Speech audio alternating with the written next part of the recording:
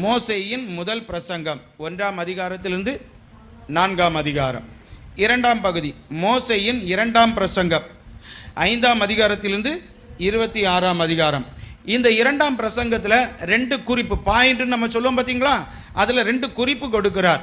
என்னன்னா 10 கட்டளைகளை பற்றி அந்த பிரசங்கத்தில் பேசுகிறார். அது என்னன்னா 5ஆம் அதிகாரத்திலிருந்து 10ஆம் அதிகாரம் வரையிலும் இருக்கிறது. 2வது குறிப்பு என்னன்னா சட்டங்கள், நியமங்கள், எச்சரிப்புகள், இவைகள் 11ஆம் அதிகாரத்திலிருந்து 26ஆம் அதிகாரம் வரையிலும் இருக்கிறது. 3வது பகுதி கானான் நாட்டில் நுழைவதற்கான அறிவுரைகளை கொடுக்கிறார் இந்த அருமையான மோசே. அது 27ஆம் அதிகாரமும் 28ஆம் அதிகாரமும். 4ஆம் பகுதி உடன்படிக்கையும் புதுப்பித்தலும், இதை பற்றி 29ஆம் அதிகாரமும் 30ஆம் அதிகாரத்தில் அவர் ஜனங்களோடு பேசுகிறார்.